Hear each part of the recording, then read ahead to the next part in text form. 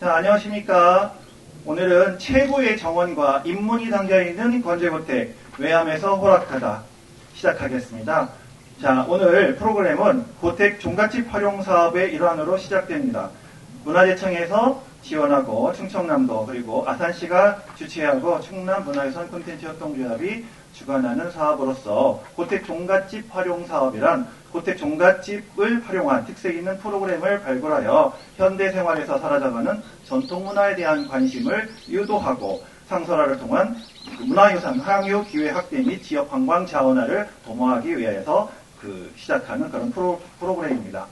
오늘은 이렇게 코로나로 인해서 많은 사람들이 또 힘들어하고 우리가 많이 또 고통스러웠잖아요. 그리고 또 참 많은 사람들이 사랑받던 공간인 이런 외암마을 또 이렇게 건재고택도 이렇게 아름다운 그런 정원을 가지고 있는데 이런 고택들을 우리가 같이 향유하고 이렇게 알릴 수 없어서 너무 안타까웠습니다. 자, 이 아름다운 그런 정원은요, 굉장히 유서 깊은 그런 내력이 있습니다. 조선시대의 대철학자, 외암 이간 선생이 태어났던 곳으로서, 외암이라고 하는 그런 민속마을에 외암이라고 하는 명칭이 바로 외암 이간 선생으로부터 비롯됐을 정도로 외암 마을에 있는 하나의 심장부라고 할 수 있는 그런 중요한 고택이라고 할 수 있습니다. 자, 오늘 이 건재고택은 그렇게 중요한 문화재임에도 불구하고 10년 이상 저희에게 알려지지 않고 닫혀있는 그런 공간이었어요. 그런 어떤 소중한 공간이 바로 작년에 저희에게 이렇게 다시 돌아왔지요. 그래서 오늘 특별히 우리 풀꽃이라고 하는 시 아시죠?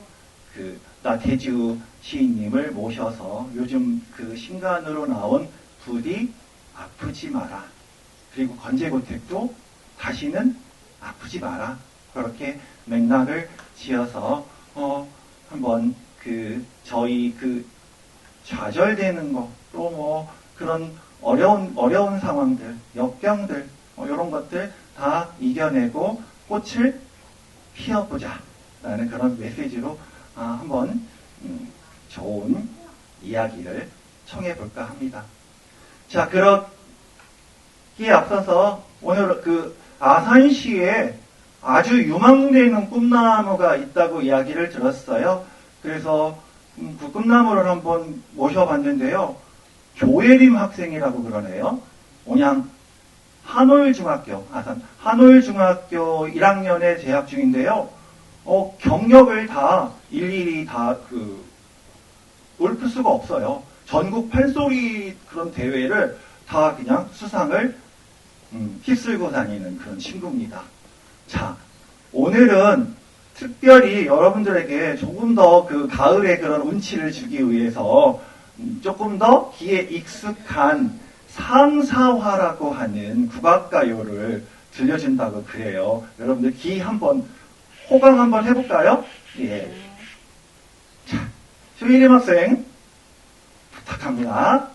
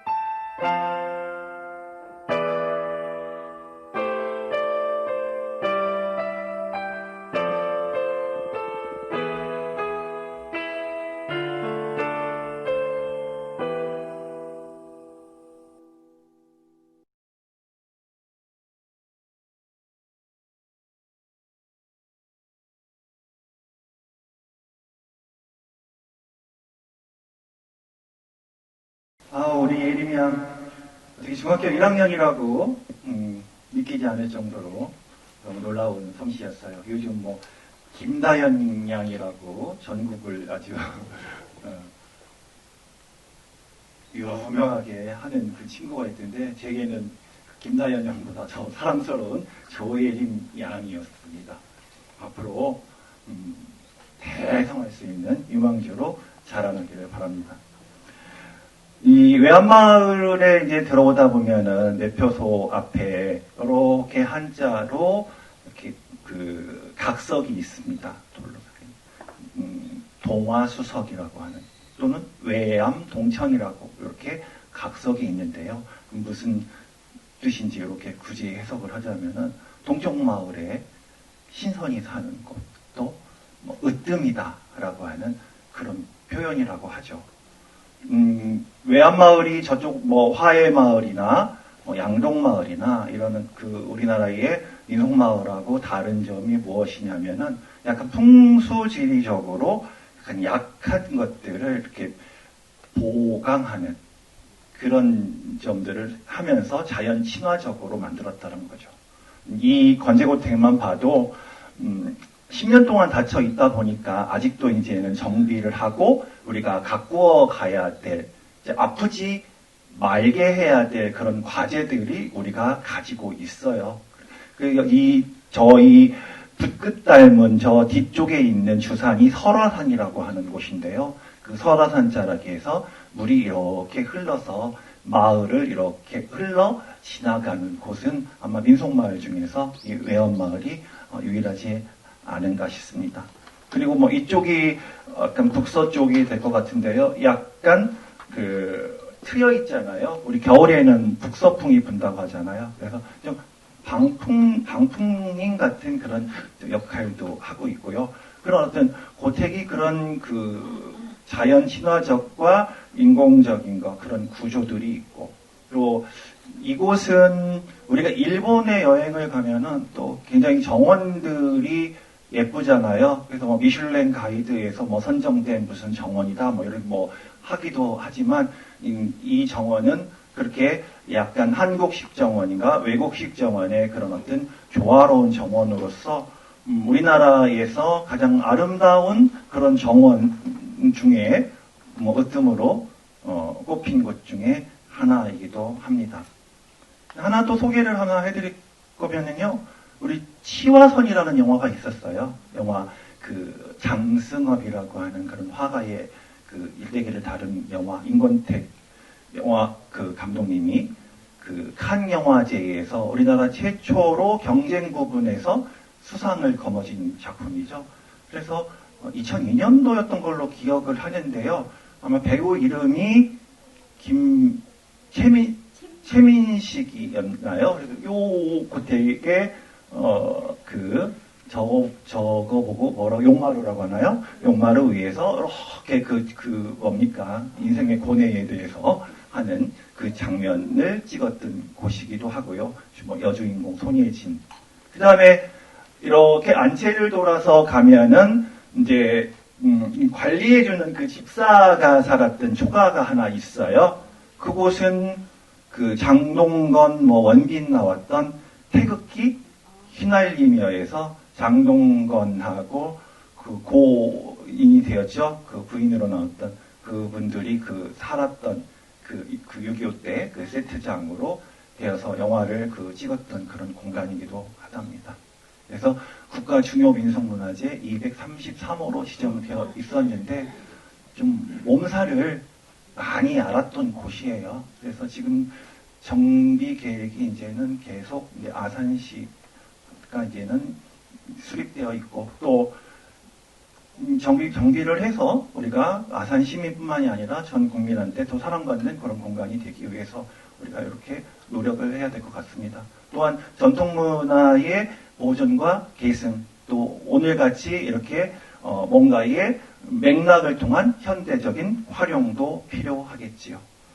자, 그래서 오늘은 아주 모시기 어려운 나태주 선생님과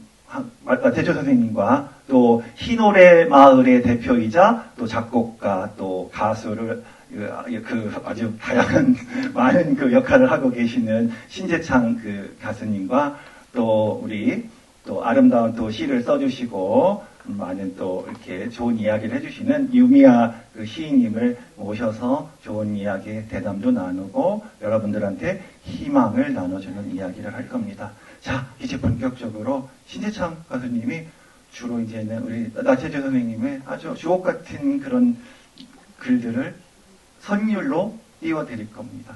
자, 저는 이제 물러갈게요. 감사합니다.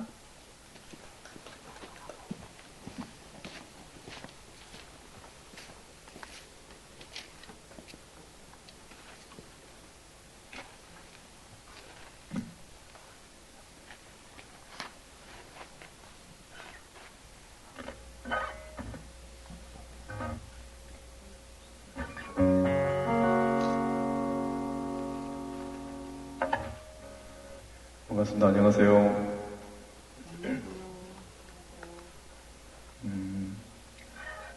이렇게 멋진 풍경 속에서 노래하다니 초대해 주셔서 감사합니다.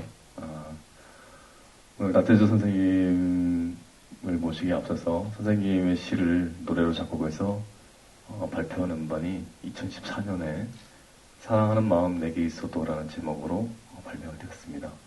거기 있는 선생님의 시 노래를 몇 번 들려드리고 자료를 모시겠습니다.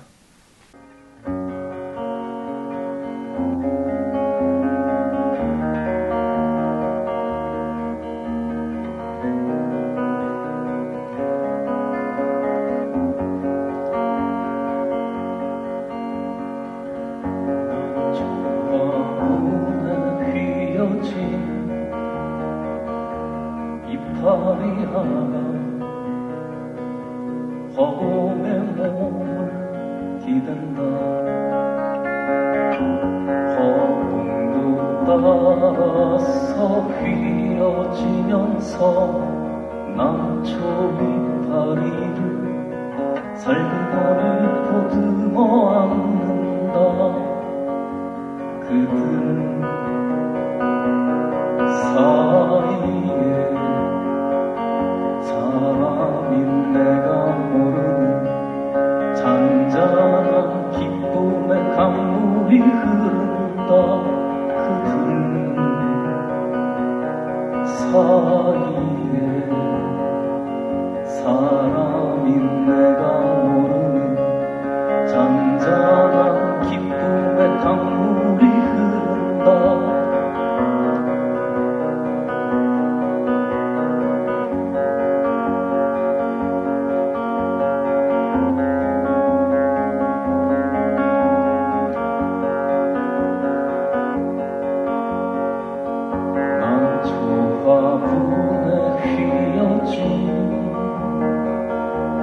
이파리 하나 허공에 몸을 기댄다. 허공도 따라서 휘어지면서 남초 이파리를 살머리 보듬어 안는다. 그들 사이에 사람인 내가 모르는 잔잔한 기쁨의 강물이 흐른다. 그들 사이에 사람인 내가 모르는 잔잔한 기쁨의 강물이 흐른다.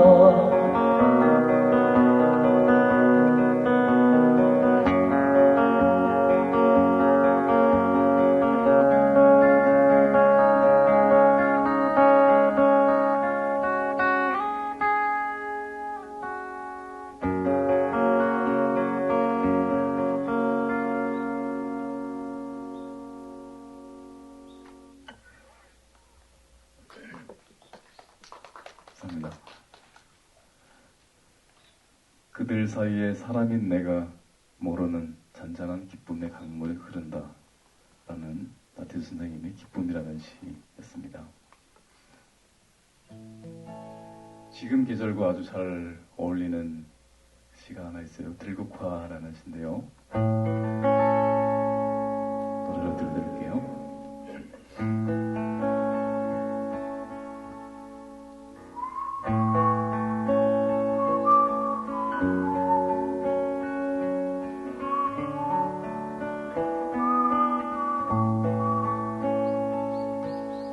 울지 않는다면서 먼저 눈썹이 젖어 말로는 있겠다면서 다시 생각이 나서 어찌하여 우리는 헤어지고 생각나는 사람들인지요. 어찌하여 우리는 헤어지고 생각나는 사람들인지요. 말로는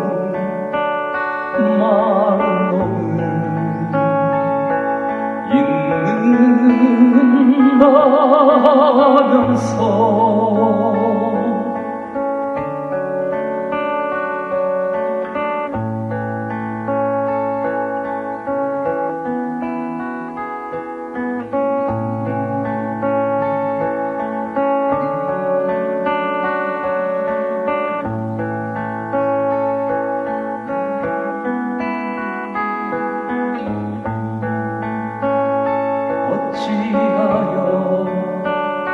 어찌하여 우리는 헤어지고 생각나는 사람들인지요. 말로는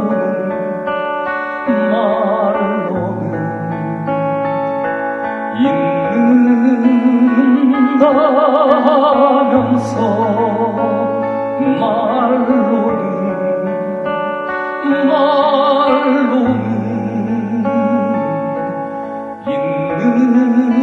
있는다면서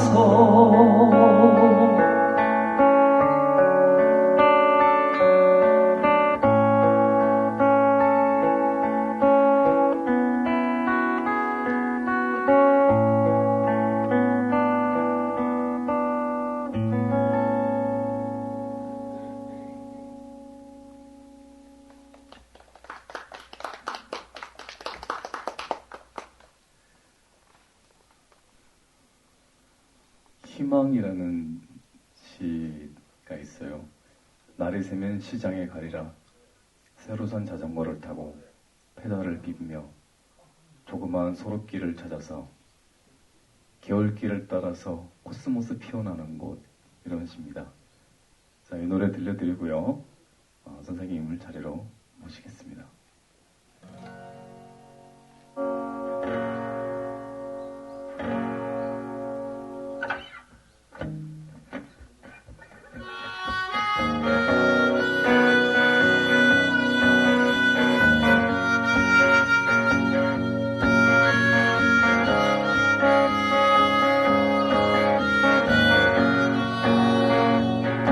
날이 새면 시장에 가리라.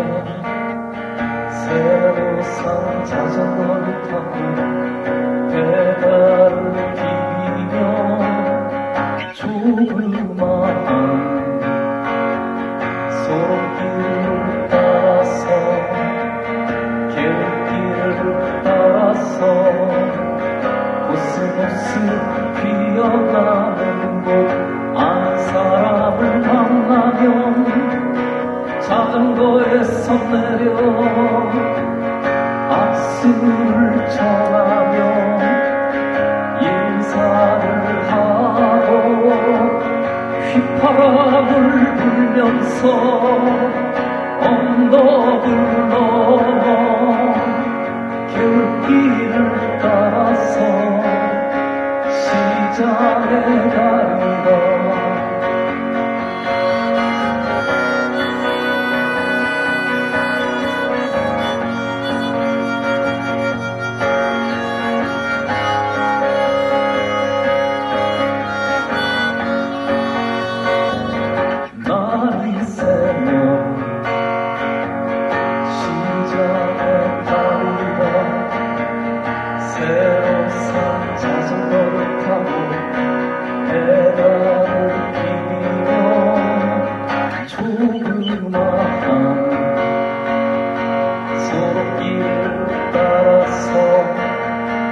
개울길을 따라서 코스모스 피어나는 곳 아는 사람을 만나면 자전거에서 내려 악수를 전하며 인사를 하고 휘파람을 불면서 언덕을 넘어 개울길을 따라서 시장에 가리라 아는 사람을 만나면 자전거에서 내려 악수를 전하며 인사를 하고 휘파람을 불면서 언덕을 넘어 개울길을 따라서 시장에 가리라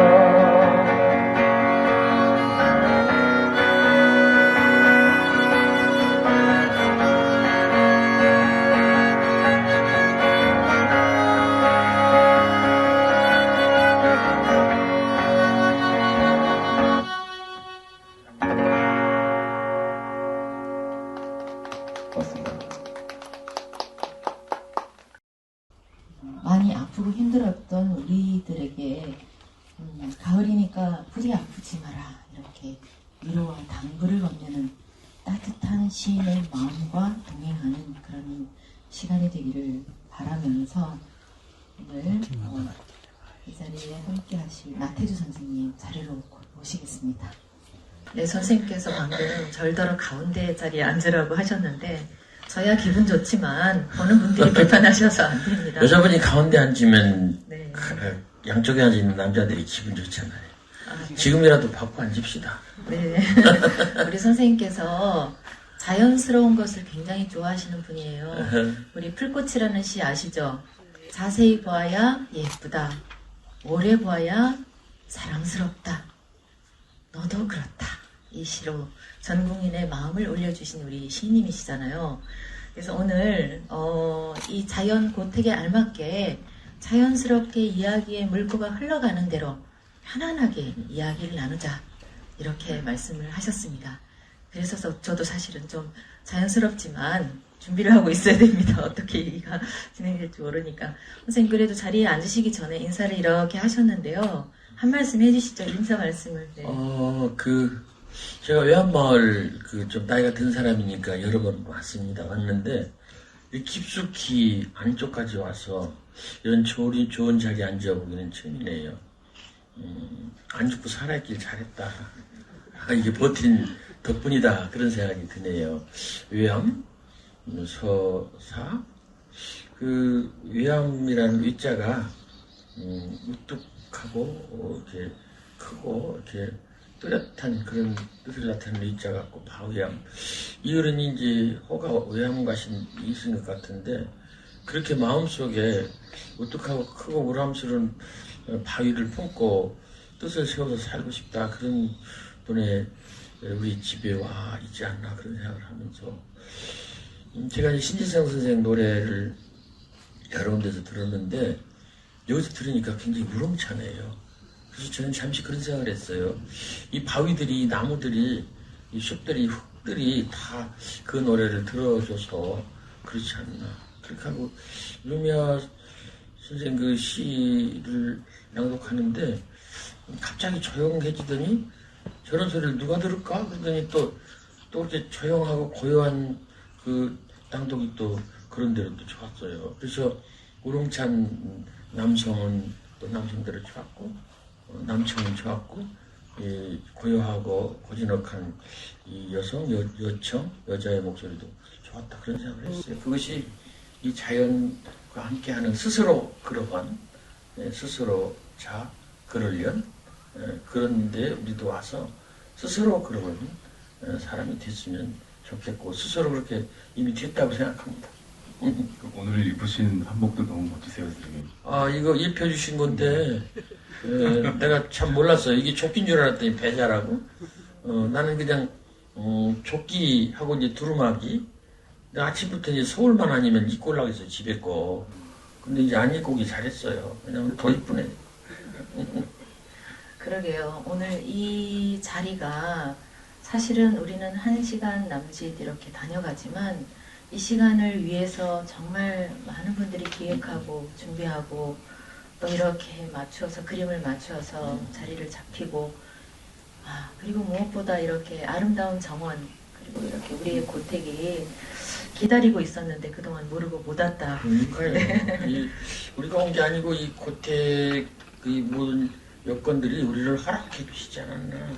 그래서 우리는 올해 그 코로나19 이야기도 윤미아 선생이 얘기를 했지만은 코로나19를 우리가 이기고 우리가 살아남은 거 그리고 내년도 살아있을 것을 우리는 아주 기쁘게 축복으로 감사로 맞이해야 된다고 생각해요. 그래서 이 집에서 우리를 맞아주시고 허락해 주신 것에 대해 감사를 드립니다.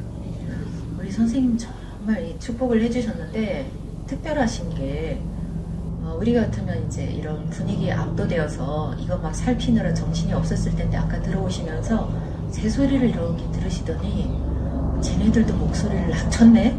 이러시더라고요. 무슨 얘기세요? 코로나 때문에 그 스트레스를 받던 새들이 곤충들이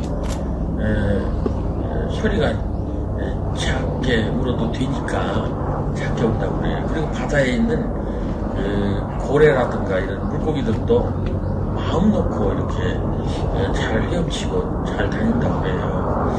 이게 참 놀라운 일 아닙니까? 우리가 팬데믹 올해 그 정말로 고난을 다 같이 당했지만은 그 반대로 자연이 아주 아름다워진 거 이것은 뭘 그걸 칭찬하자는 게 아니라 그런 부수적으로 그런 반사익도 있다.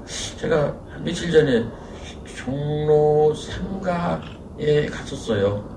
근데 그때 점심 먹고 나오는데 남자 어른들 셋이 조그마한 그 의자를 내놓고 하늘을 쳐다보면서 봐라.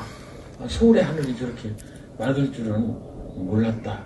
그러면서 구름도 떴다 그러시더라고요. 그래서 우리가 어려움 다음에 그런 놀라운 축복도 있다 생각하면서 이 가을을 맞는 이 마음이 아주 유별하다, 감사하다 그런 생각을 해보네요. 그러게요. 서울 살면서 하늘을 쳐다보고 구름이 맑은지 큰지 그쵸, 시드는지 볼 여력이 없는데 비로소 이제야 하늘을 쳐다보고 그 다음에 마스크로 얼굴을 가리면서 자기 민낯에 적응이 되는 그런 참 처음 맞는 시간을 살고 있잖아요. 모든 게 의미가 나름의 어떤 의미가 있을 거라고 생각을 합니다. 아무튼 그럼에도 불구하고 건강을 정말 지켜야 되셔요. 네. 그 H라고 저 영국 시인 노벨상 받은 그 시인 쓰신 시에 H요. 술노래라는 시가 있어요. 술은 입술로 들어오고 사랑은 눈으로 들어온다. 사람이 살아서 알아야 할 것은 오직 이것뿐. 나는 지금도 입술에 술잔을 대고 너를 바라보며 울먹이고 있다. 제목은 술인데요. 술노래인데 그 내용은 사랑에 관한 것입니다. 그래서 우리는 정말로 이 눈으로 사랑이 들어온다는 걸 마스크 쓰고서야 비로소 알았어요. 놀랍게도 여자 눈을 쳐다보면 어째서 피하거든요. 근데 마스크 쓴 뒤로부터는 여자분들이 이 눈을 쳐다보면은 쳐다봐 주세요. 그래서 이치의 그 술노래 그 사랑에 대한 그걸 우리가 이 어려운 시기에 실천하고 있지 않았나. 제가 은행원들도 알아요. 일본 여자 은행들 아는데 자기도 가리고 저쪽도 가리니까 도대체가 의사표시가 잘 안 된대. 그래서 뭐냐 그랬더니 눈을 보고 의사표시를 한대요. 그래서 나는 이게 우리가 고초와 고난과 여러 가지 시련이 있었지만은 그 반대로 그런 어떤 숨겨진 비밀도 우리가 알았다 그런 생각이 들어요. 사람들은 고난이라고 하지만 그것은 우리 입장이고 사실은 또 한쪽이 튀어나오면 한쪽이 들어가듯이 누르면 또 저쪽이 튀어나오듯이 모든 것이 좀 자연스럽게 균형을 맞춰가는 그런 시간이라 생각되고 아픔이 있다면 또 이겨내야죠. 그럼요. 이겨내야죠. 그리고 코로나 때문에 우리 한국이 국격이 올라갔어요. 미국보다도 우리가 훨씬 낫고 일본보다도 낫고 얼마나 우리나라가 훌륭한 나라가 됐어요. 코로나가 좋다는 게 아니고 코로나 때문에 코로나를 잘 극복하는 바람에 유럽의 그런 선진국보다도 나은 그런 좋은 나라 같았어요. 그래서 우리 국민들이 참 훌륭하다. 그리고 이런 고택을 잘 보존해 주신 국가나 아산시 또 공무원 이런 분들도 참 감사한 일이다 라고 생각합니다. 고통의 시기에 그 외적인 아픔을, 상처를 누겨주고 또 치료해주고 이런 분들도 고생을 하지만 질본도 열심히 하지만 선생님 우리 시인들이 열심히 해야 됩니다. 그럼요. 그렇죠? 어떻게 알았어요? 약간 좀 비유가 좀 조금 무섭긴 합니다만 그 타이타닉이라고는 영화가 있죠. 마지막에 이제 배가 기울어질 때 그때 그 안에 있는 악사들이 모이잖아요. 모여서 그 자기네들도 바로 죽어가는 그 상황 속에서 자기네 본분에 맞는 그래서 악단장이 연주하자. 그래서 연주를 하잖아요. 나는 그게 시대의 사람으로서 그렇게 그게 처절하게 아름답더라고요. 정말로 어떻게 저럴 수 있을까? 물론 이제 영화 속의 그런 이야기입니다만 우리 시인들도 이 대목에서 우리가 전부 다 힘들고 어렵고 괴롭다 그러면 시인들이 나서서 신색 선생이 좋은 노래로 우리를 위로해 줬듯이 시인들도 좋은 시로 말씀으로 위로를 해주고 쓰다듬어주고 격려해주고 이렇게 해야 된다고 생각합니다. 근데 뭐 또 사실 새삼스러운 일이 아니라 우리 선생님께서는 시로 오래전부터 어루만져 오고 계셨던 분이에요. 유별나게. 왜냐하면 그 시를 읽었는데 좀 잘 이해가 안 되거나 어렵거나 머리가 아프거나 뭐 이런 시들이 나쁘다는 것은 아니지만 그런 표현의 시들이 많이 주변에서 범람할 때 우리 선생님은 헐곱게 서정시, 흔히 말하는 서정시로 감동과 직접 이렇게 대면하면서 우리에게 나누어주시는 시들을 써오셨거든요. 오늘 주제가 이제 가을이다 부디 아프지 마라 이런 제목으로 진행되고 있는데 선생님이 그런 시를 쓰셨다는 건 사실 아픔을 겪어보지 않은 사람은 아플까봐 걱정해주지 않을 것 같아요. 어떤 아픔들이 있었어요? 가을이다 부디 아프지 마라 그 소리는 이미 아프고 있고 아픔을 겪었다는 얘기입니다. 그래서 우리는 아프지 않은 사람이 없다. 다 아프다. 나만 아픈 게 아니라 너도 아프다. 우리 모두가 다 아프다.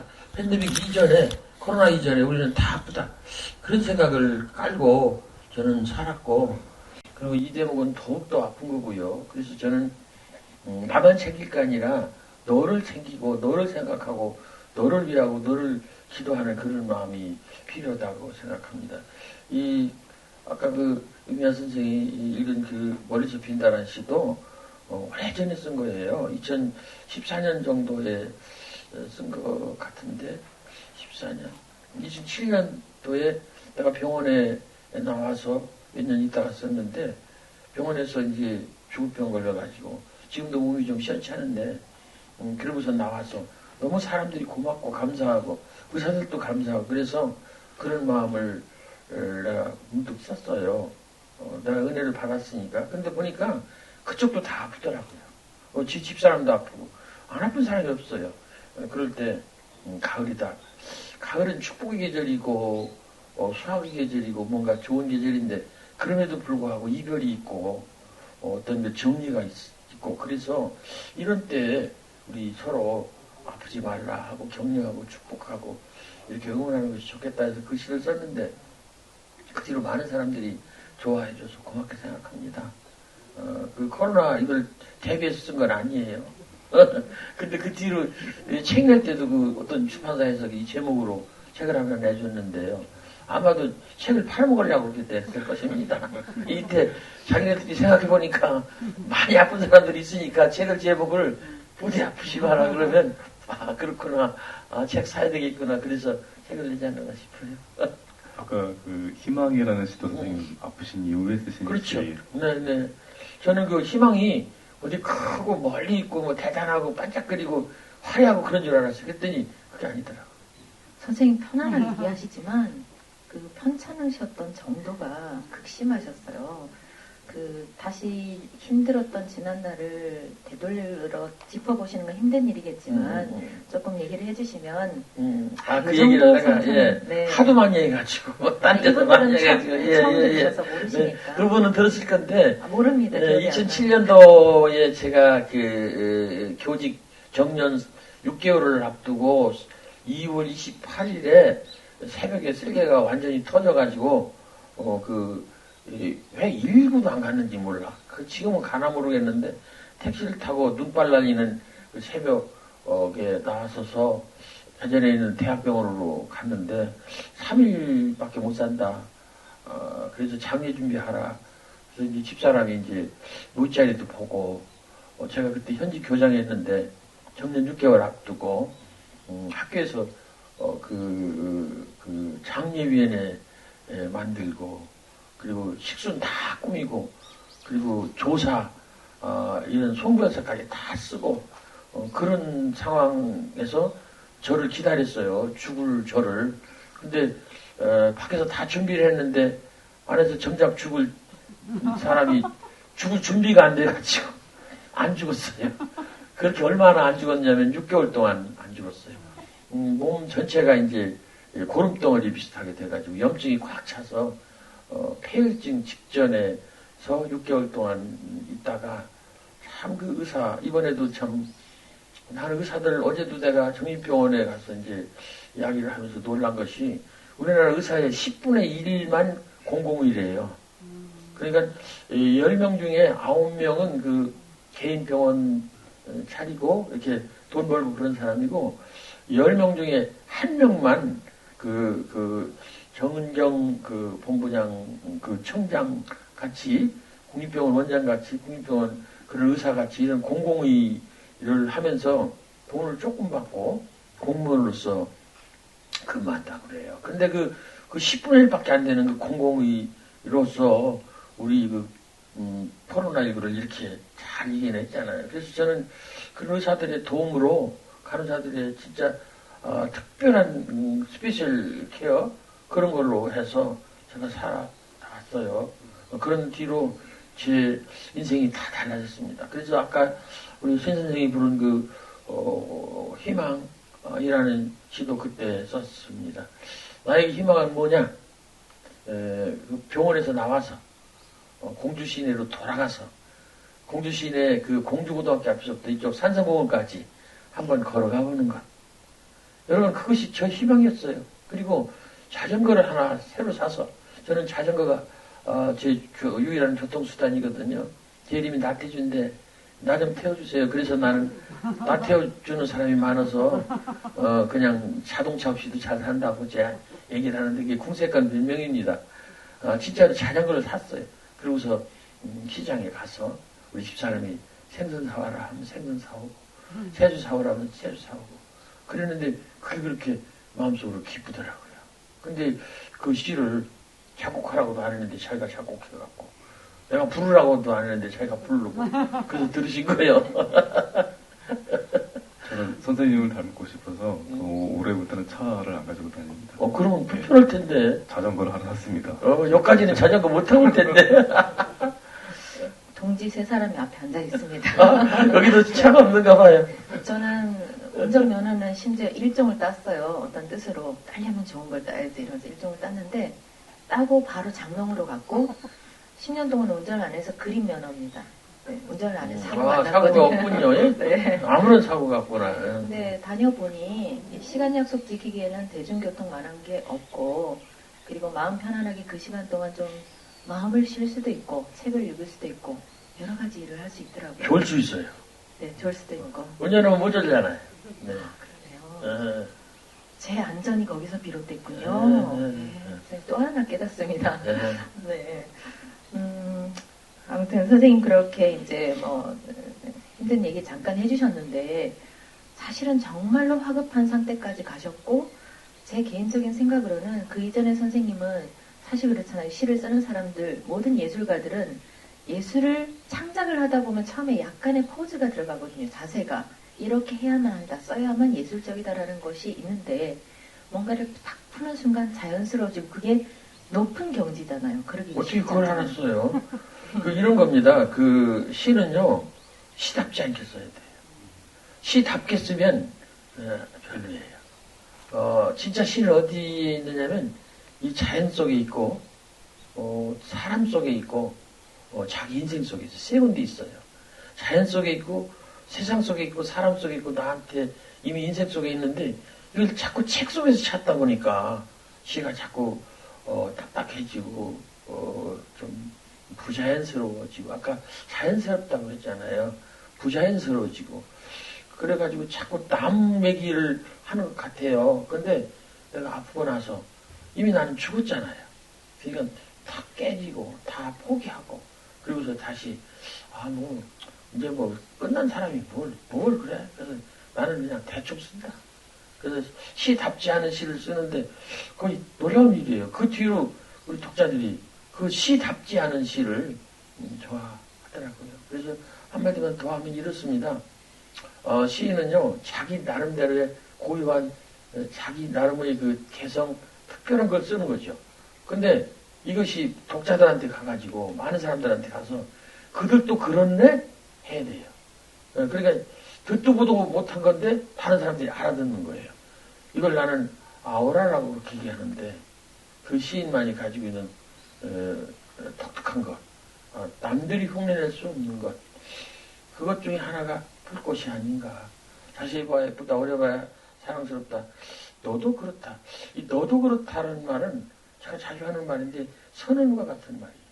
옛날에는 나만 그렇다 했는데 이제는 너도 그렇다 하고 살아야 돼. 이 코로나 이후로 나는 이게 참 이 마스크가 아주 중요하다고 생각하는데 이 마스크를 옛날에 감기 걸릴 때는 나만 했었거든요.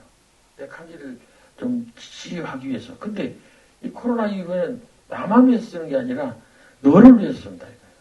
이게 참 우리가 어려운 환난과 핍박과 여러 가지 결핍 속에서 뜨겁게 크게 아름답게 정말로 진지하게 다 같이 배운 교훈이 아닌가.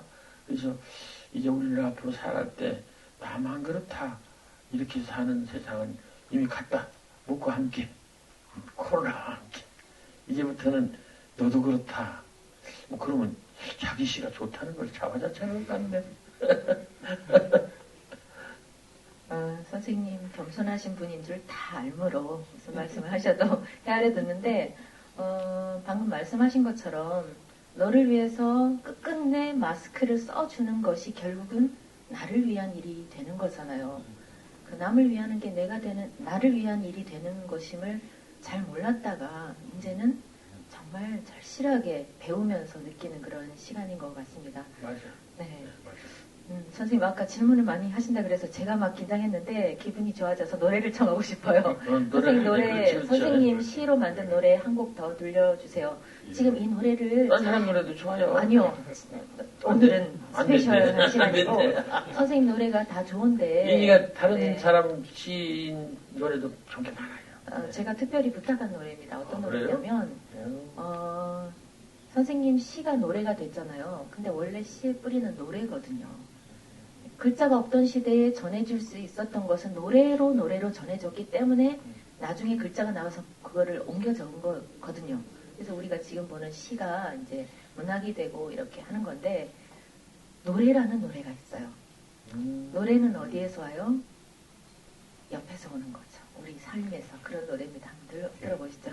선생님의 시니까 짧게 읽어드리면 노래는 어디에서 오는가? 마을에서도 변두리에서도 오두막집. 어둠 찾아와 창문에 불이 켜지고 나무 아래 내어놓은 들마루 그 위에 앉아 웃고 떠들며 웃으며 노는 아이들 거기에서 온다. 이런 시예요.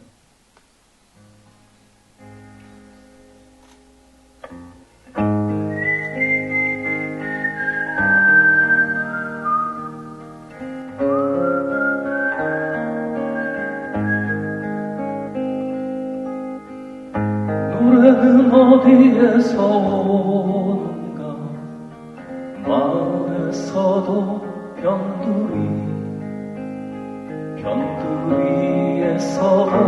오두막집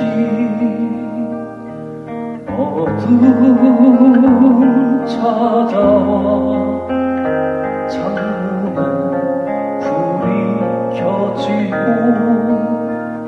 나무 아래 내려놓은 들마루 그 위에 앉아 웃고 떠들며 웃으며 노는 아이들 거기에서 온다 노래는 어디에서 오는가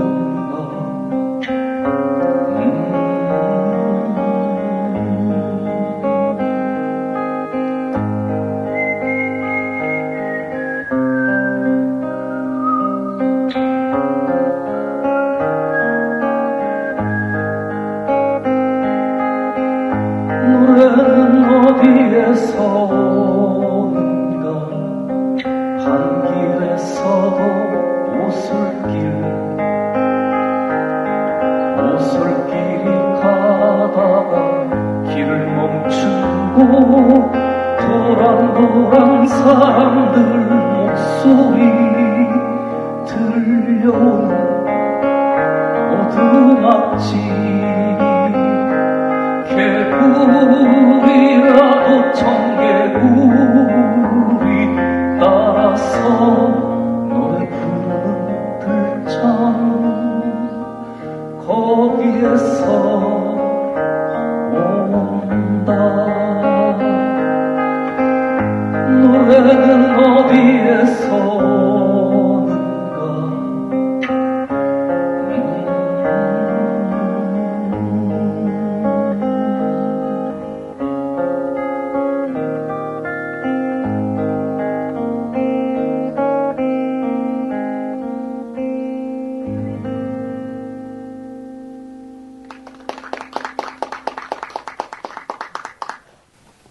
아, 선생님 너무 좋으시죠? 아니 이 집이 좋은 것 같아. 이 공간이 좋은 것 같아. 선생님 노래가 이렇게 좋은 줄 몰랐다. 기계가 좋냐? 아니면 선생님 그동안에 노래를 잘 부르려고 그냥 도 잡고 간다. 진짜 좋네. 어? 공간이 너무 조용하고 너무 좋아요, 선생님. 아, 새가 네, 선생님 노래 부를 때 네. 여기서 한 마리가 뭐라고 하고 갔어요. 아, 같이 알아듣고 갔어요. 아, 이게 천국이 아닙니까? 아, 이런 천국에 우리가 와 있어요. 네. 자기 진짜 천사네. 여기 남자 천사 있고. 천사 가운데 앉은 분은 누굴까요? 나는 아니야. 나는 아니고. 천사는 천사끼리. 천사 앞에도 천사분들이 네, 이렇게도 네, 네. 앉아 계시네요. 아, 네. 아까 새가 한 마리 날아가는데 선생님이 언뜻 이렇게 응. 경청하시는 모습이 너무 새가- 외람됩니다. 귀여우셨어요. 아, 해가 하는구나. 네. 선생님 방금 공간이 좋아서 좋게 들린다 하셨지만 이 말씀 속에는 정말 많은 게 들어있다고 생각이 듭니다.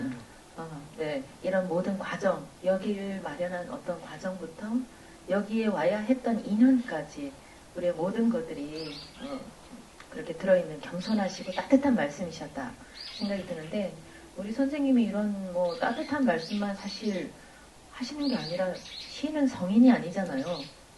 때로 성나고 분노가 나고 화가 날 때도 있는데 어떻게 푸십니까 선생님? 옛날에 화가 많이 났어요. 그 시인은 본래가 뭐 지지를 하실지 모르겠는데 자기도 알 거야. 앵그리맨하고 헝그리맨들을 출근합니다. 자기 자신의 욕구가 충족이 안 되고 자기 어떤 상승 욕구가 강할 때는 헝그리 배고픈 사람으로 시를 접근합니다. 그리고 이제 보다 더 큰 세계를 보고 사회를 보고 윤리를 보고 세상을 걱정하고 할 때는 앵그리맨으로 접근하거든요. 근데 저는 좀 소소하고 그래서 헝그리맨이었어요. 근데 이제 나이가 들면서 내가 조금 헝그리가 채워져서 그런지 모르지만 요즘 좀 앵그리가 좀 있어요. 때때로 조금 화가 나고 그런 거. 말하자면 이런 거죠. 높은 자리에 있는 사람들이 이렇게 뭐 이렇게 과학적으로 한다든가 뭐 이런 것들 보고 집을 뭐 두 채, 세 채, 막 네 채 많이 가졌는데 없는 젊은이들이 막 힘들어하고 그런다든가 그런 걸 보면 화가 나요. 그래서 나는 거꾸로 나이를 먹는 것 같아. 본래 젊어서 앵그리하고 뭐 그래야 되는데 나는 늙어서 앵그리가 됐어요. 그래서 그런 게 있지요. 근데 이제 그것도 잘 다스려서 시인은 시로 말하는 사람이 아닌가. 해창시 노래로 말하듯이 시인은 시로서 그걸 승화하고 그리고 본래가 시라고 하는 것은 음야 씨도 알겠지만은 자기 마음속에 있는 그 도저히 이렇게 다스려지지 않는 걸 치유하고 스스로 구원받기 위해서 시를 쓰는 거 아니겠어요? 우리 마음은 걸레와 같습니다. 대단히 기분 나쁠 테지만은 걸레처럼 이렇게 후질러지고 더러워지고 그런데 이게 걸레가 더러운 것이 아니었잖아요. 깨끗하잖아요. 근데 우리가 잘못 쓰고 더러운 걸 닦다 보니까 걸레가 더러워졌잖아요. 그러면 이 더러워진 우리 이 후질러진 이 마음을 어떻게 할 거냐? 다시 빨아야지요. 이렇게 빠는데 필요한 것이 시다. 나는 그렇게 생각합니다. 그러면서 화가 나고 병들고 그리고 아프고 그러면 그걸 화를 다스리고 병든 걸 치유하고 그리고 아픈 것을 또 좋게 하고 하여튼 이렇게 바꾸는 그냥 더러워진 걸레를 빨아서 다시 깨끗한 그 걸레 상태로 되돌리는 것처럼 우리 시인들은 시로서 본인을 좀 빨고 그런 기능과 특성으로 다른 사람들도 세상도 빨아주는 역할을 해야 된다는 게 내 생각이에요. 노래로 많이 빨아주세요. 네. 깨끗한 걸레에는 손이 쉽게 가잖아요. 그래도 왠지 뽀송하고 행주 만듯이 우리는 좀 그렇게 대하는데 더러워진 걸레는 만지기 싫죠. 그러나 안 빨고 내버려두면 걸레일 뿐인데 다시 만지고 싶은 걸레일 수 있도록 계속 빨아야 된다. 그럼 네, 그런 시인이어야 한다. 이렇게 또 여러분들도 마찬가지죠. 꼭 시인만이 아니라 내 마음을 걸레로 내버려 두지 마라. 오늘 이런 말씀을 주신 것 같습니다. 그런 얘기를 해주시니 잠깐 생각이 났는데 광화문 글판 얘기를 조금 할게요. 우리 뭐 나태주 선생님 말씀 구현이 필요 없지만 그 교보문고에서 지난 수십 년 동안 글판을 걸었잖아요. 광화문에. 그래서 좋은 글귀들이 뭐 지난번에 한번 만나 뵀던 장석주 선생님의 대추한 날도 걸리기도 하고 어떤 분들 우리나라 참 좋은 시인들의 많은 글귀가 그 오가는 사람들과 국민들의 마음을 어루만져 줬는데 그 중에서도 몇 편만을 뽑아서 책을 묶었고 또 그 중에서도 독자들이 뽑은 시구를 뽑았는데 제가 알기로는 풀꽃이었다고 알고 있습니다. 맞습니까 선생님? 그게 올해로 30주년이 됐다고 그래요. 신여 선생 설립자 그분이 이제 창업자가 시작한 건데 국민들의 마음을 어떻게 하면 좀 도와드리고 거들어드리고 이렇게 해드릴까 그런 노력으로 30자 이내 문장 석 줄짜리로 이렇게 해서 골라서 1년에 4번 계절별로 그렇게 걸었는데 2012년 1, 2, 3월 달에 제 것이 걸렸는데 서울에 있는 선거위원들이 실수해서 걸은 거예요. 그걸 걸지 말았어야 되는데 그래서 걸어갖고 내가 1등을 했어요. 근데 내가 1등이 아니에요. 우리는요 시인이 본인이 시인이어서 시인이 아니에요. 독자들이 너는 시인이야. 너는 시인이라고 불러줄게. 그래서 이제 시인이 되는 거거든요. 근데 저는 참 감사하게도 서울 사람들이 나 빼놔야 되는데 괜히 늦어가지고 네, 올해도 또 조사를 또 했어요. 올해. 또 했는데 또 독자들이 나태주 풀꽃이 제일 낫다. 제가 한 일이 아니에요. 독자들이 해주셔서 저는 생전 1등을 못 가봤는데 1등을 갔어요. 누구 뜻으로? 독자들 뜻으로.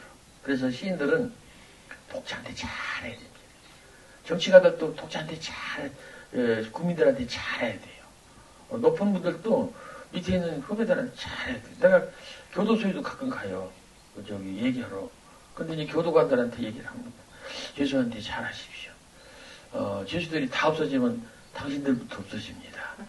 당신들 돈 벌어먹고 이렇게 사는 게 죄수들 덕분입니다. 그렇다고 죄수가 많아지라는 건 아니고 그런 그 반대급부가 있다는 얘기죠. 그래서 시인은 오로지 독자 위에서 시인이 있는 것이다. 그걸 제가 느꼈어요. 네. 맞습니다. 그게 바로 또 시의 힘인 것 같고 그 시가 가진 힘을 알아보는 사람의 마음의 힘이다.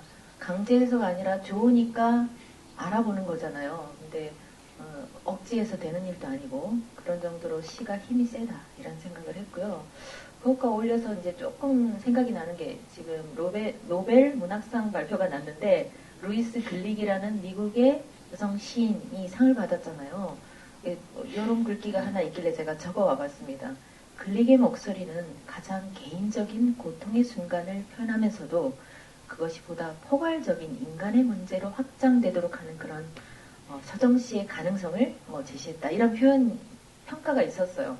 평가 자체가 중요하다기보다 그런 시를 썼다는 거죠. 우리가 젠체하는 시들이나 자기 혼자 위로받는 시들이 많은 세상에 방금 그 독자들이 그렇게 열광을 했다면 선생님 시가 갖는 뭐라 그럴까 가장 개인적이고 풀꽃처럼 작은 것 같지만 모든 사람과 모든 자연에게 따뜻한 손길이 되는 건네는 손이 되는 그런 시기 때문에 서정시의 가능성을 저는 그래서 지금도 믿고 항상 그게 이제 저도 고민을 하면서 시를 쓰는 부분이거든요. 선생님 어떤 시를 그래서 쓰시고 싶으세요? 시는요 노벨상 받는 것이 최후의 평가가 아니고 동시대 사람들한테 지지받는 거예요. 당신은 시인이야.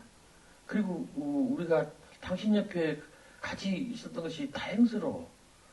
이렇게 생각을 하도록 시를 써야 돼요. 그리고 아까도 유미아 선생님 얘기했는데 본인의 개인적인 얘기를 썼음에도 불구하고 동시대 사람을 모두 다 같이 이렇게 아우러줄 수 있는 그런 시. 그게 하나가 개별성이고 개성이고 하나가 보편성이거든요.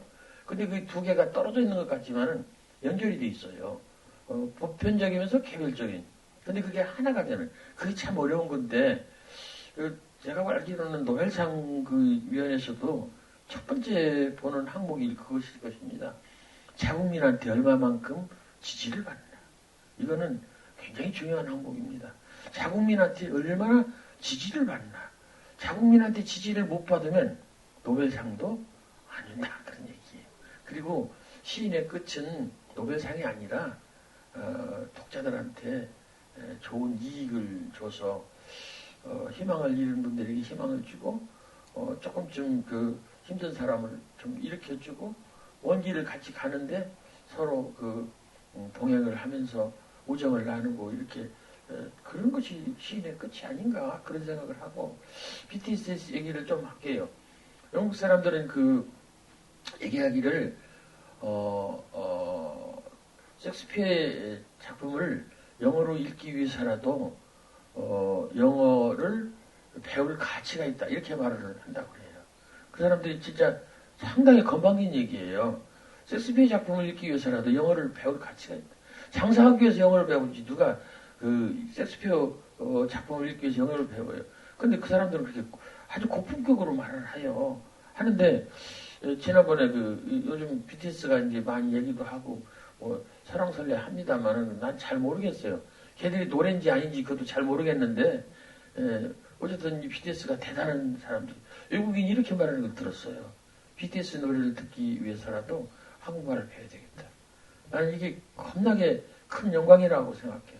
BTS가 굉장한 큰 영광을 갖고 있는 사람이다. 그러면 이걸 시인한테 일단은 좀 대비를 해보지요. 아무개 시를 읽기 위해서라도 한국말을 배워야 되겠다. 이러면 노벨상이 문제가 아니라고 저는 생각합니다. 제 소원은 나태주의 시를 읽기 위해서라도 한국말을 배웠으면 좋겠다. 이런 말이 여기서 나왔으면 좋겠어요. 아, 좀 꿀이 큰가요? 아니요, 가능하다고 봅니다. 사실 우리 안에서도 감동을 못 시키는데 그게 상을 받는다는 의미가 무슨 큰 의미가 되겠어요? 그럼요. 상은 별거 아니에요. 상은 별거 아니고 그게 특히 그 상이라는 건 좀 배고픈 사람한테 밥 한 끼 주는 거예요. 어? 나는 배 안 고프거든요. 아까 국수 사주셔서 잘 먹어가지고 배가 부릅니다. 저는 그 선생님께서 요즘 정말 책도 많이 내시고 TV에도 나오시고 정말 유명하신데 제가 존경하는 선생님 처음 뵀을 때부터 어떤 말씀을 하셨냐면 살아가면서 버킷리스트가 있다는 말씀하셨어요. 아, 그렇지, 그렇지. 네네. 제가 질문하려고 네. 했는데 해보세요. 네. 뜻이 통했습니다. 네. 해주세요. 그래요. 시골에 사는 것, 그리고 평생 시를 쓸 것, 자동차를 사지 않는 것, 그리고 선생님. 예쁜 여자와 결혼하는 네. 것이 있었고요. 집 그러면서 바뀌시긴 하더라고요. 네네 그러시면서 하시는 말씀 중에 하나가 시를 그렇게 아까 이제 광화문 글판 나올 때도 어떤 말씀하셨는데 2012년도에 서울 분들이 실수로 뽑아줬다고 하셨는데 선생님은 선생님의 소원대로 평생 이 시골에서 자연과 더불어 사셨잖아요. 그러면서 끊임없이 쓰셨어요 시를. 제가 선생님 예전 책을 찾아보면 정말 좋은 책들이 많더라고요. 제목에서도 빛나는 제목도 굉장히 많아요. 사랑이여 조그만 사랑이여 또 사랑하는 마음 내게 있어도 등등 아주 좋은 시들이 굉장히 많았어요. 시집 자체만으로도요. 그 수많은 책들을 쓰시면서도 그렇게 묵묵하게 계시는 과정을 거치신 거잖아요, 선생님. 저는 그럴 수 있다는 그것이 굉장히 큰 용기라고 그거 생각하거든요. 묻고 싶은 것 같아. 용기보다도 어떻게 할 수 있는가. 여기 보니까, 아까 여기 보니까, 호락이라는 말이 어디 있던데? 응? 호락. 그게 저기, 공자님 말씀이죠. 지자는 불효 호자여, 호자는 불효 낙자니라. 그게 공자님 말씀이거든요. 아는 사람보다 더 나은 것은 사람은 호자, 좋아하는 사람. 좋아하는 사람보다 더 나은 사람은 낙자. 그래서 호락이죠. 인생의 목표가 호락이에요. 호락인데 저는 시가 나에게 락까지는 주진 않지만 끝없는 호를 줍니다. 좋아하는 것이요. 좋아하는 것이기 때문에 50년, 60년 저 진짜 16살부터 지금 76세니까 60년 썼어요. 근데도 저녁에 돌아가면 또 다시 쓸 거예요. 물론 시가 절렬합니다. 절렬해요. 절렬해도 쓸 거예요. 왜냐면 좋아하니까. 나는 가끔 그 학교 가서 엄마들한테도 그 얘기를 해요. 애들 제발 잘하는 거 시키지 말고 좋아하는 거 시켜요. 잘하는 걸 하다가 말아요. 근데 좋아하는 것은 평생을 합니다. 그리고 남을 원망하지 않아. 내가 좋아하니까. 그 공자님 말씀이에요. 지자는 불효 호자요. 호자는 불효 낙자니라. 그리고 아까 남 얘기를 한다고 그랬는데 시진핑 그 중국 국가주석 그 가훈이잖아요. 내가 싫어하는 일은 남한테도 시키지 마라. 그것도 공자 말씀이네요. 그렇지, 그 공자 말씀이에요. 그리고 또 있어요. 그 진반이 있는 말. 급인방편, 타인방편, 자기방편. 급인방편, 다른 사람한테 잘하는 일이 자기방편, 자기한테 잘하는 거다. 이 마스크 얘기하는 거예요. 내가 마스크고 내가 이렇게 하는 것이 남한테 잘하는 거다. 근데 남이 나한테 잘하는 건 그 사람이 마스크 써주는 거예요. 그래서 급인방편, 자기방편. 남한테 잘하는 것이 나한테 잘하는 거다. 그렇다고 난 생각합니다. 배워서 남주자 뭐 이런 얘기처럼. 네. 그렇지. 남주라가 아니라 남주자. 남주자 그런 말이구나. 네. 근데 진짜로 생각해보면 잘하는 일은 잘하고 싶어서 어느 정도 할 수 있는데 좋아하는 일은 하지 말라고 그래도 하잖아요. 그럼요. 정말. 그럼요. 그 일을 하면 결국은 잘하게도 될 수 있다. 평생 그 좋아하는 일만 하는 사람은 행복합니다. 그래서요, 선생님. 응. 저는 여러분들 힘내시라고 조금 쓸데없는 얘기를 하면 좋아하는 시 쓰려고 직업도 버리는 사람이거든요. 네, 번듯한 직업, 교사를 딱 버려서 시 쓰려고. 그랬더니 모든 삶의 방편들이 다 저절로 걸어서 오더라고요. 저 먹고 살만하고 삼시세끼 먹고 잘 때 자고 뭐 이만하면 왕 부럽지 않죠. 제가 좋아하는 시 쓰고. 뭐가 부럽겠어요? 지금도 네. 학생들 가르치잖아요. 네, 짬짬이. 네, 짬짬이. 네. 뭐 정식 교수는 아니기 때문에 어쨌든 뭐 이런저런 교수들이 많은 영역이 있잖아요. 그래서 가르치긴 하는데 제 마음속에 1번이 그렇다고 이거 누가 보면 조심스러운 얘기인데 가르치는 걸 중요하게 생각하지 않는다가 아니라 열심히 하지만 그것이 저의 인생의 목표는 아니라는 뜻이죠. 그리고 자기를 위해서 알아야 돼요. 우리 딸이 이제 그 딸자랑 같은데 쏠 때 기초교육원에서 이제 학생 가르치는 교수인데 이번에 국립대학 지역에서 오라 그러는데 내가 가지 말라고 했어. 첫째, 네 남편한테 물어라. 남편이 가지 말라고 그랬죠. 아이들 지금 초등학교 들어가고 중학교 들어가야 되는데 갈 필요 없죠. 교수 가야죠. 근데 옛날 같으면 갑니다. 근데 지금은 갈 필요가 없어요. 걔한테 중요한 것은 뭐냐? 남편하고 아이들하고 행복하게 잘 사는 거예요. 그걸 어떻게 누가 보장해주고 누가 갖다 주겠어요? 바꿔줄 수가 없는 거예요. 그래서 국립대학 그 지역에 있는 정식 교수 그 중요하지요. 근데 그거보다 중요한 것은 네가 지금 하고 있는 너의 삶의 터이고 그리고 그냥 그 뭐 강의 교수인데 그것도 그냥 보장이 되니까 그걸로 그냥 끝내라. 그게 네가 행복한 거다. 지금은 생각이 달라졌어요. 지금 더럽같이 높은 거 그들먹대고 뭐 어깨에다 힘주고 그런 거 안 통합니다. 솔직하게 나는 이렇습니다. 그러면 좋잖아요. 그게 좋잖아요. 그래서 이제는 생각이 바뀌어지고 세상이 판이 달라졌다. 잘하는 걸. 그런 것 같아요. 그 자리는 제가 안 가도 더 어쩌면 훌륭한 교사나 선생님이 또 있을 수 있지만 이곳에 이 자리, 이 가정은 나 아니면 지킬 사람이 없잖아요. 그렇죠. 그건 비교 불가죠. 그럼요. 그 우선순위를 어떻게 둘 것이냐. 사람은 자기를 꼭 필요한 자리에 자기가 서야 된다고 생각해. 그래서 아이들도 그렇고 인간들도 그렇고 쓸모있는 사람. 그리고 대체 불가능한 인간. 우리는 그 인간 한 사람이 되기 위해서 우리가 살아야 된다고 생각해요. 이 자리에 내가 필요하냐? 그러면 그 자리에 자기가 있어야 돼. 돈을 많이 주고 안 주고 그것이 아니고 자리가 높고 낮고 그것이 아니고 비록 자리가 낮아도 나는 이 자리에 필요하다. 이번에 팬데믹 우리 코로나 이기기 위해서 애쓰신 의료원들도 얼마나 힘들었겠어요. 그렇지만은 이 콧잔둥이에 마스크 자국이 나갖고 반창고 붙이고 그래서 내가 시도 하나 썼어요. 콧잔둥 위에 마스크 반창고 그 이효주 대인가 너무너무 사랑스럽고 거룩하고 예쁘더라고요. 잔등 위에 있는 그 상처가 그게 자기 자리를 지키기 위한 정말 아름다운 영웅 같은 행동이라고 생각합니다. 흔히 말하는 영광의 상처. 그렇죠. 네, 그런 셈인데. 네. 선생님 오늘 제가 잘 그죠? 잘하네. 아주 잘해요. 이 자리가 좋아서 그래. 네, 네? 웃으시라고 제가 실없는 말씀을 얹었습니다. 그것보다 여기 참 그림같이 풍경같이 앉아서 끄덕끄덕 해주시는 분들을 보니까 저도 마음이 좋아져서 까치도 화답을 하고 막 이렇게 막 질문을 던지고 막 이러는 것 같아요. 새들이 자꾸 이쪽으로 와요. 네. 이상한 새들이 와서 본다 그렇게 생각하는가 봐. 땅에서 이상한 새들이 모여서 앉아서 뭘 저들끼리 뭐하냐? 우리도 가보자 그런 것 같아. 그러게요. 마시러 온 것 같습니다.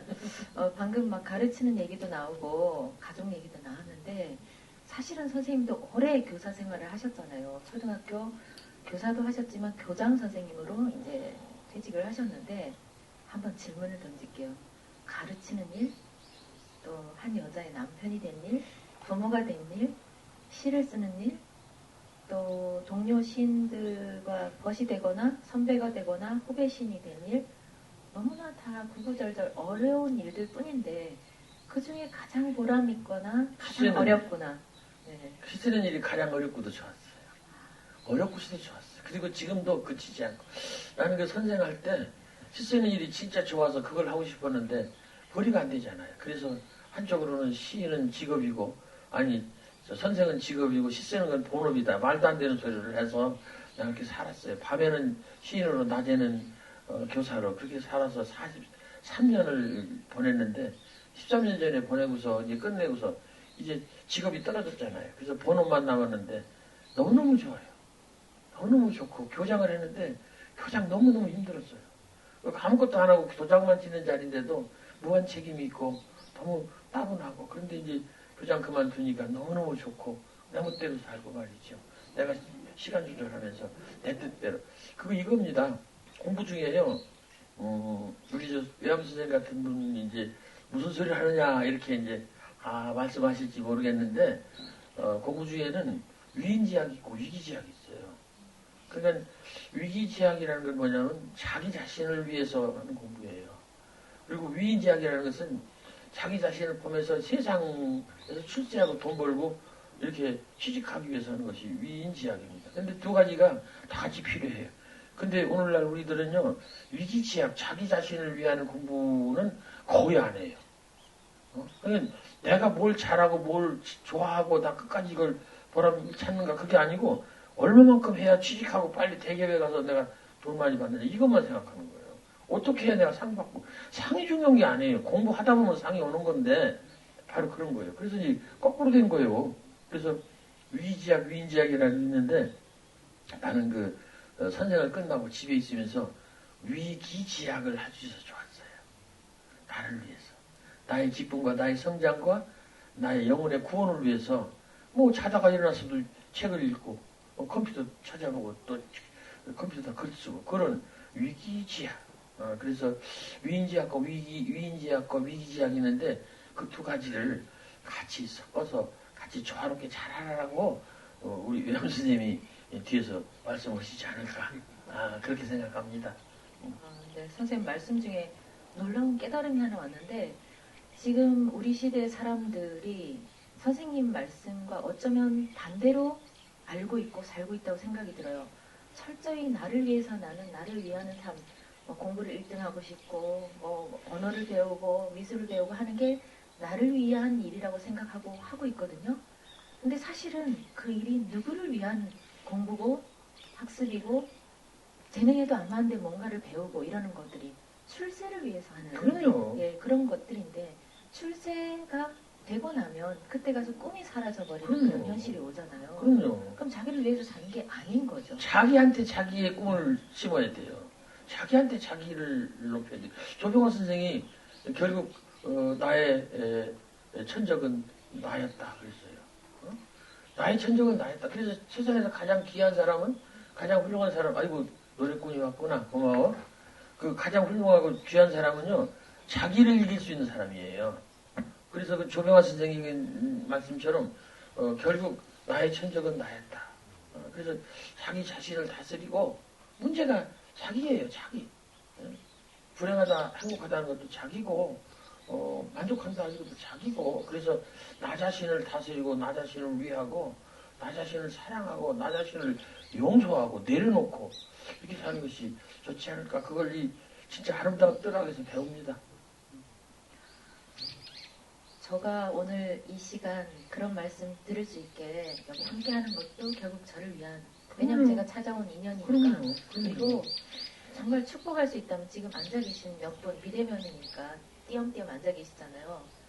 이 가을날에 단풍 구경 가시거나 아직 단풍은 아니지만 딴 좋은 재미난 곳들도 있을 텐데 시인의 말씀을 듣고자 앉아 계시는 저분들 참 대단히 맑고 큰 분들이다 이런 생각이 듭니다.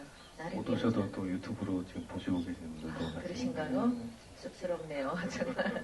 근데 아무튼 참 좋은 시간 되는 것 같고 이제 시간이 생각보다 많지는 않은 것 같아서 마지막으로 준비한 곡을 하나 예. 청하고요. 선생님 마음속으로 이제 돌아가잖아요. 얘기 끝나면. 아직 죽은 건 아니고 집으로 돌아간다는. 그럼요. 돌아가는 게 여러 종류가 있군요. 예, 잠깐 돌아가시는데 말씀을 좀 돌아가는 그 발길 위에 얹어주시는 말씀 좀 하시고 감사합니다. 그렇게 마무리하는 걸로 하겠습니다. 네, 네.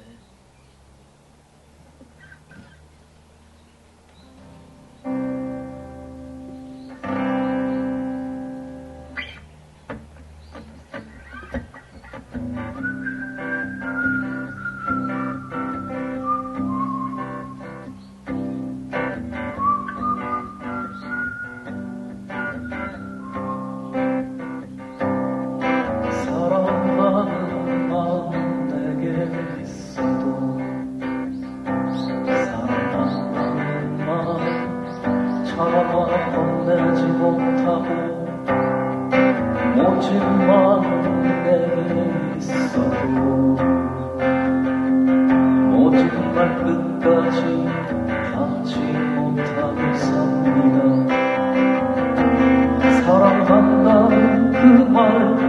끝까지 감당치 못하면 모진 말로 상처 줄 수 없으면 외롭고 슬픈 말로 남들에게 슬픔을 주지 않으려 사랑하는 마음을 아끼며 삽니다. 모진 마음을 달래며 삽니다. 될수록 외롭고 슬픈 마음을 나 혼자만 감추며 삽니다.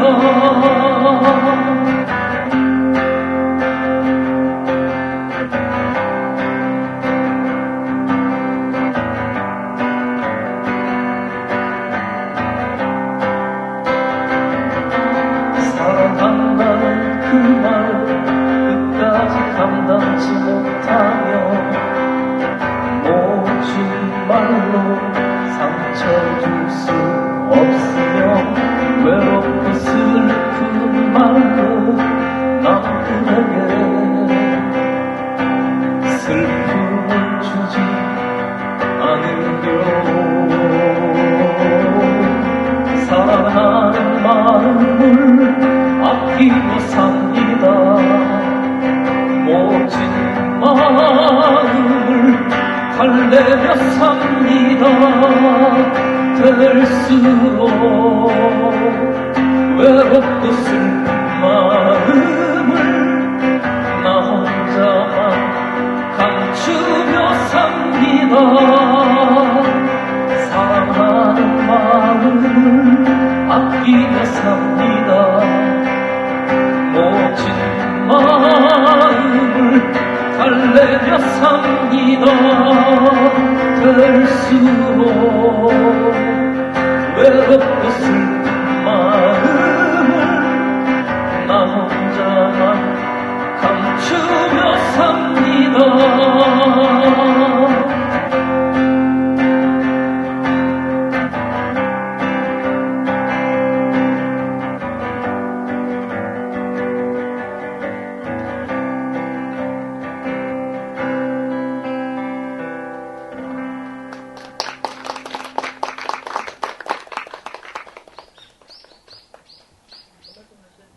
선생님께서 이제 당부 말씀 또는 위로 말씀 한 말씀 해주시고요. 제가 인사하겠습니다. 네, 마당을 쓸었습니다. 지금 한무퉁이가 깨끗해졌습니다. 꽃 한 송이 피었습니다. 지금 한무퉁이가 아름다워졌습니다. 마음속에 씨 하나 싹 떴습니다. 지금 한무퉁이가 밝아졌습니다. 나는 지금 그대를 사랑합니다. 지금 한무퉁이가 더 깨끗해지고 아름다워졌습니다. 이게 제가 쓴 시라고는 시입니다. 시가 그래야 되겠다. 마당 쓰는 것처럼 꽃 한 송이 피우는 것처럼 그렇게 사소하고 그저 그런 건데 그게 지구 한 모퉁이를 깨끗하게 하고 아름답게 하고 그야말로 사랑하게 하는 그런 씨앗이 되게 되겠다. 그게 제 생각인데요. 오늘 우리가 이렇게 비대면으로 저 카메라 너머에 계신 많은 분들하고도 같이 했고 또 앉아 계신 상당히 많은 분들이 오셨어요. 여기 또 진행하신 분들, 준비하신 분들 아주 수고 많으셨고 같이 이렇게 했습니다마는 떠나기가 싫네요. 그러나 우리는 시간이라고 하는 엄숙한 약속을 지켜야 되는 것이고 아쉽지만은 마무리를 해야 될 것 같지요. 유미아 선생 이야기를 하면 우리는 이 자리를 떠나야 됩니다. 그래서 부디 말씀드리고 싶어요. 힘들고 어려워도 참으시고 당신한테 주어진 시간을 아끼면서 잘 사시라고요. 우리는 시간과의 약속을 어길 수가 없는 그런 엄격한 생명체이기 때문에 주어진 시간에서 최선을 다하시라. 뭐 유학이나 뭐 이런 거 해야지 시인들 해서 하냐 뭐 이런 그 역사 하시는 분들이 말할 수도 있겠지만 여기서 이렇게 음유를 하고 이렇게 의미 있는 시 속에도 철학이 있고 인생이 있고 의미가 있다라고 생각합니다. 외암서사 글 짓는 모임들을 여기에서 했다라는 소리예요. 건재, 장 그런 별장같이. 그 다음에 저 끝에 보면은 그 도약하다라고 하는 그런 약자잖아요. 어약 해중천이라는 그런 그 편액이 있어요. 어약 해중천. 물고기가 바닷가에서 뛰어올라서 하늘 높이 올라간다라는 거. 이것들을 얘기했더니 제 친구는 독수리한테 잡혀먹으려고 이렇게 이야기하는 친구도 있었는데 그런 뜻이라기보다는 어떤 인재가 뜻을 품고 뭔가 기계를 펼치기 위한 그런 어떤 선비들의 그런 정신이었더라고 그렇게 해석을 하고 싶습니다. 주옥가택 이야기들이 굉장히 많아서요. 이런 것들을 연구를 했다가 하나하나 여러분들한테 또 이야기를 또 들려드릴 수 있도록 열심히 또 준비하도록 하겠습니다. 근데 그 시들이 보면은 추사 김정희 선생님 글씨를 많이 닮아 있다 그런 느낌이 드는데요. 실질적으로 추사 김정희 선생님 글씨가 있어요. 이곳에. 왜냐면은요. 그 외암 이간 선생님의 현손녀가 추사 김정희 선생님의 그 부인이에요. 이쪽 여기가 외암 마을이 예안 이씨의 집성촌이거든요. 그러니까 쉽게 말하면은 그 추사 선생의 처갓집인 거죠. 그러니 이곳이 추사 선생의 흔적 발자취가 있을 수밖에요. 항맥도 비슷해요. 뭔가 실사구시적인 정신이 있고 그 다음에 철학에서도 우리가 기호유학에서도 어떤 이기론에서 다시 또 나눠질 때에도 어떤 인성과 물성이 같냐 다르냐 이런 것들이 오늘날 입장에서는 뭘 밥 먹고 할 일이 없어서 그런 걸 가지고서 먹고 싸워 이렇게 할 수 있었지만 당시에는 그런 것들이 어떤 나의 본질을 따지는 굉장히 중요한 근거였단 말이죠. 그래서 인간과 물성이 또 동물 이런 것들이 같냐 다르냐라고 했었을 때 외암 이간 선생은 인간과 물성은 다르지 않다라고 이제는 주장을 했던 거죠. 그러다 보니 역사라고 하는 것들이 이분법적으로 설명을 할 수는 없지만 우리가 이렇게 한복도 있고 이거는 제가 양반의 신분으로 이렇게 입었겠죠. 예. 그렇지만 오늘날에는 이렇게 신분이라고 하는 것들이 없잖아요. 법 앞에 평등하고 기회가 균등하고 그렇듯이 아마 그런 어떤 신분제도라든가 이런 것들에 대한 타파 또 근대화 이런 것들에 좀 영향을 좀 빨리 주지 않았을까라는 그런 생각을 해보게 됩니다. 자, 이런 이야기들을 하려면은 한도 끝도 없어요. 예.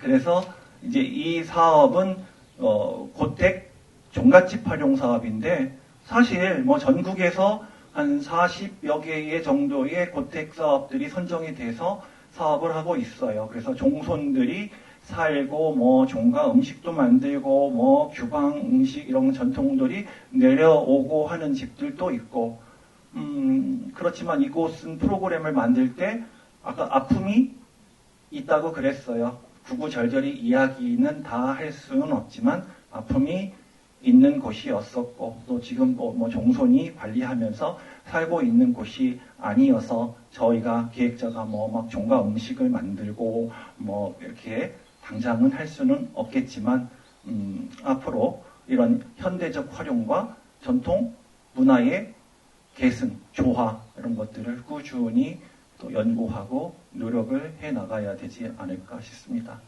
예.